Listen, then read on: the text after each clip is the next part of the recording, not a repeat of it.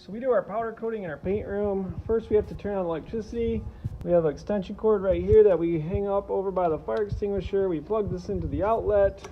Then we can come in here. We can actually follow the electrical cord right here on the ground and make sure the power coater is actually turned on. So when I get to this point, I'll see, whoop, it's not actually plugged in. So the first thing I need to do, here's the power coating unit here. We're going to take down the extension cord and we'll have to plug that unit in. So when I'm ready to go, that part we're going to plug in, just connect those two pieces. I'm going to come over here. I'm going to turn on the air. So for powder coating, we need some air. I'm going to turn this on.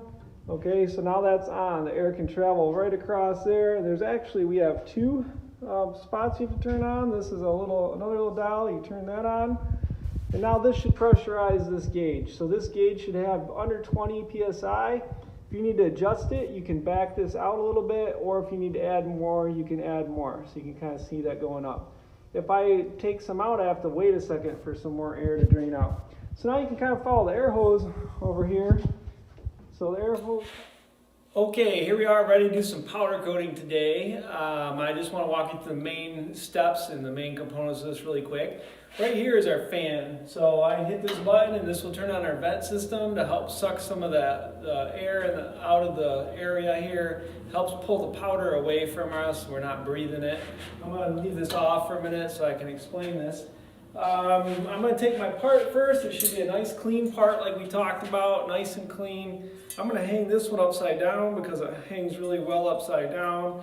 My hook isn't very long. It's just a couple inches long, maybe about 4 inches. You could probably make the hook a little smaller, but you want to be able to grab onto the hook. So I'm going to put this up here on the hanger.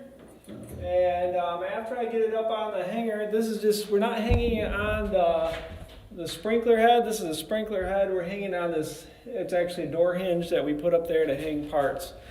The next thing I need to do is find my ground wire. So this thin wire right here, it comes from the control box right here, is a ground wire. It has a little alligator clip on it. So I'm going to put that on my wire, and then I'm going to stretch it over here so it's not touching my part. I just kind of hang it on a little hook up here. And the next thing I need to do is I need to grab this is my safety switch.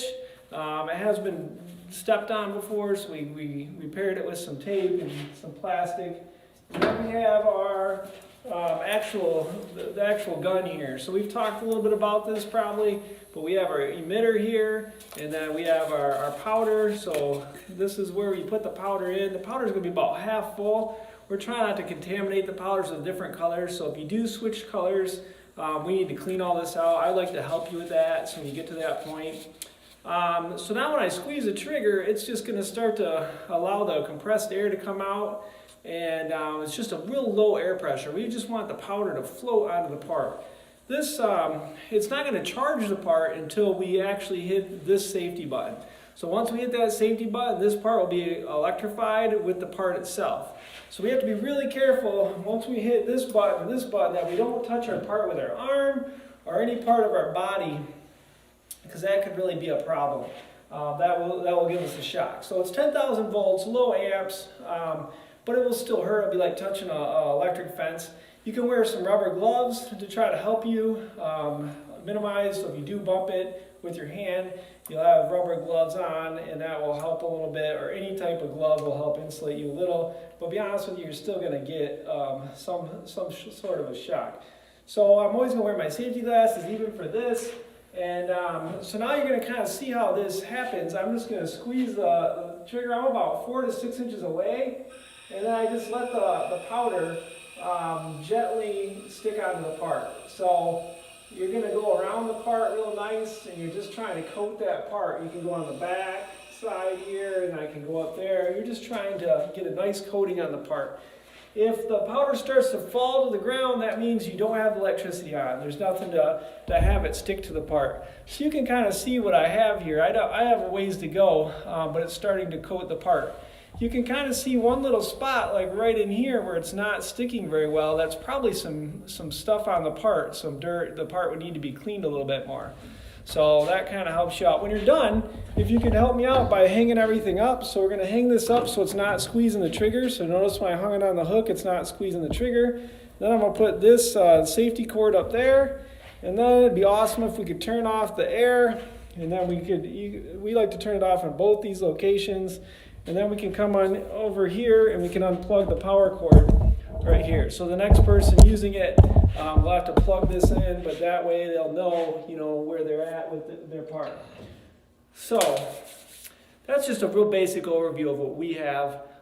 Make sure you've taken notes and listened to some of the other points and follow the safety rules thoroughly before you do this.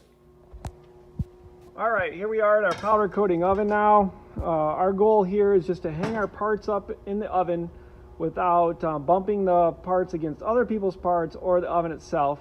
The oven should be off and completely cool when you do this. Do not attempt to do this when the oven is hot in any way. So I have my hook or my wire that I was just using to hang this up. I'm going to put this on this top heating element here. It makes a nice hanger. And then I can take my part and I can slide it down the heating element with a stick or a longer piece of metal, so that way it's out of my way. This bottom heating element is going to get really hot, so make sure we don't drop anything on the bottom heating element. And then once you get your parts in here, we're going to try to fill this thing right up, and then you'll let the instructor know and we will turn on the heat.